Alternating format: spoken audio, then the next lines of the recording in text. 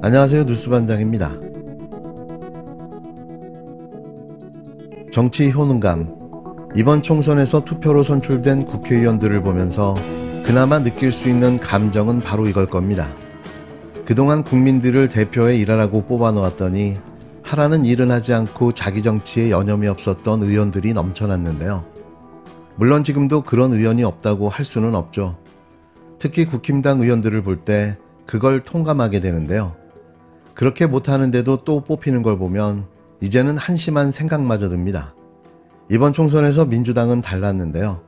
40% 가까이가 신인으로 물갈이되며 명실상부한 시스템 공천이 자리를 잡았습니다. 또 조국혁신당의 출현은 정치가 어디까지 효능감을 국민에게 줄 수 있는가 하는 공감을 갖기에 충분했는데요. 그간 갖고 있던 답답함을 조금이나마 풀어주는 계기가 만들어진 거죠. 조국혁신당은 창당에 연일 내놓은 공약들은 실제로 12석의 의석을 확보하면서 현실화되고 있는데요.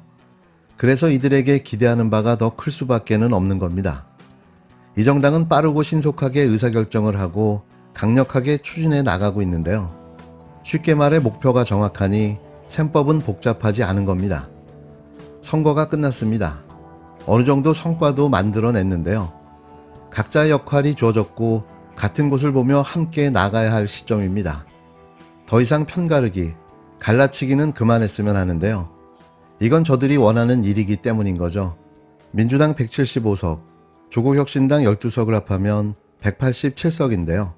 물론 여기에 야당으로 분류되는 새로운 미래 1석, 개혁신당 3석, 진보당 1석을 포함하면 192석에 거대 야당이 탄생한 겁니다. 여기에 국힘당 내부에서도 이탈이 감지되는 의원 수까지 합하면 잘하면 200석을 채울 수 있을 거라는 기대감마저 드는데요. 하지만 새로운 미래, 개혁신당, 진보당을 완벽한 야당으로 볼 수는 없기에 이들을 속된 말로 깍두기로 놓고 본다면 187석이 정확한 거죠. 이 의석만으로도 탄핵을 제외한 모든 입법들을 처리해 나갈 수 있는데요. 여기에는 각종 특검법과 국정조사까지 아우르는 현안도 말이죠. 이제는 함께 잘해 나가야 합니다.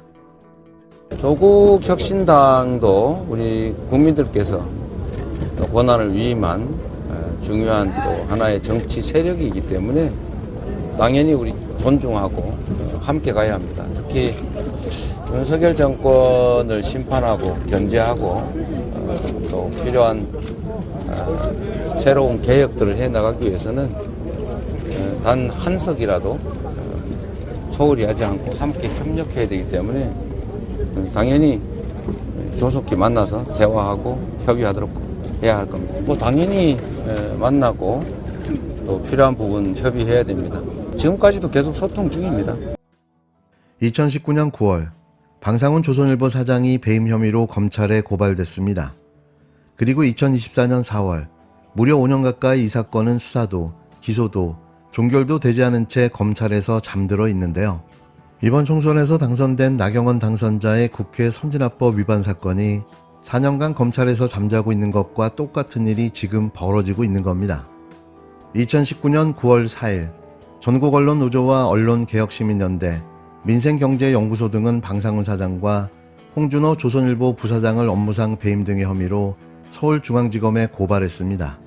이들은 조선일보가 2018년 4월 수원대학교가 보유한 TV조선 주식 100만 주를 적정 가격의 2배에 해당하는 50억 원에 매입해 회사에 손해를 끼친 의혹이 있다며 철저한 수사를 촉구했는데요. 이인수 전 수원대 총장은 방상훈 조선일보 사장과 사돈관계입니다. 수원대 학교법인 고은학원은 2011년 TV조선 출범 당시 TV조선 주식 100만 주를 50억 원에 사들였는데요.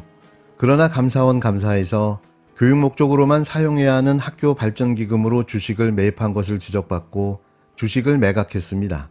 언론노조 등은 고은학원이 보유한 TV조선 지분의 적정 가격이 취득 당시의 절반 수준으로 하락했기 때문에 조선일보가 이를 50억 원에 매입한 것은 주주와 회사에 손실을 끼친 배임에 해당한다고 주장했는데요. 고은학원이 주식을 매입할 때부터 손실 보장 약정을 맺어 가격을 보전받았다는 의혹도 제기됐습니다. 조선일보는 당시 이와 관련해 액면가로 주식 거래를 한 것으로 문제가 없다며 혐의를 전면 부인했는데요. 이렇게 고발된 사건이 5년 가까이 아무것도 하지 않고 검찰이 손에만 쥐고 있는 겁니다. 얼마 전에 기사를 보니 조선일보 방상훈 회장의 배임 사건을 세상에 드러내겠다 이런 발언도 하셨던데 이건 뭡니까? 그 사건이 2019년도에 방상훈 지금 이제 회장이죠. 회장의 그 사돈인 이인수 수원대 총장이 TV조선에 그 신한은행으로부터 받은 기부금을 아마 50억 가량을 TV조선에 투자를 했는데 그게 문제가 됐던 것 같아요. 그래서 조선일보 측에서 그것을 비싼 값으로 그 주식을 이제 그 매입했는데 그것이 배임으로 문제가 돼서 고발이 된 사건이에요. 예. 그래서 그런데 이걸 어떻게 그것이 하시겠다는 의미일까요? 그 5년 동안 예. 검찰청에서 방상훈 회장을 소환했다는 얘기를 들어본 적이 없습니다. 그리고 그 사건이 처리가 됐다는 얘기도 들어본 적이 없어요. 그렇다면 검찰은 수사권을 가지는 것만이 굉장히 공정하다. 우리가 수사권을 가져야지 공정하다라고 계속 얘기를 하고 있잖아요. 김건희 씨 주가 조작 사건도 마찬가지로 수사권을 가지고 있으면서 왜 수사를 하지 않는지 그 방상훈 회장의 배임 사건이 제대로 어떻게 수사가 되고 있는지 죄가 없다면 불기소를 빨리 하는 것이 맞을 텐데 그 부분에 대해서 그런데 검찰과 조선일보가 그동안 많은 그 유착 관계가 있다라는 국민적 비판이 있지 않습니까? 저 같은 경우에도 이번 선거 기간 중에 조선일보가 뭐 알려졌다, 전해졌다 이런 보도 행태를 보여서 아마 굉장히 그것도 이제 그 언론 단체에서 그것을 문제 삼아서 문제가 있다는 보도를 한 것으로 알고 있어요. 그래서 검찰과 조선일보가 어떤 서로 간의 관계가 있어서 그 사건 수사를 제대로 하지 않고 있는 건지 저희는 공정하게 수사를 했으면 의혹들이 좋겠다. 있으면 네. 수사가 수사가 진행이 돼야 된다. 그래야 검찰이 수사권을 달라고 할 수 있다. 그래서 저는 끝까지 그거를 세상에 드러내서 지켜보겠다는 말씀을 드리고 싶습니다. 이와 관련해 13일 MBC 뉴스외전에 출연한 조국혁신당 박은정 당선인이 조선일보 방상훈 회장의 배임 사건을 언급했는데요. 무려 5년 동안 검찰이 수사하지 않고 있다며 검찰의 선택적 수사와 조선일보의 유착관계를 지적했습니다. 박 당선인은 방상훈 회장의 사돈인 이인수 수원대 총장이 TV조선의 신한은행으로부터 받은 기부금 50억가량을 TV조선에 투자했는데 그게 문제가 됐던 것 같다고 지적했는데요. 그래서 조선일보 측에서 그것을 비싼 값으로 그 주식을 이제 매입했는데 그것이 배임으로 문제가 돼서 고발된 사건이라고 말했습니다. 우리가 몰랐던 사건들이 벌써부터 쏟아져 나오기 시작했는데요. 검찰이 그간 뭉개고 감춰왔던 사건들인 거죠. 이게 쉽게 말해 검찰 캐비넷 사건들인데요.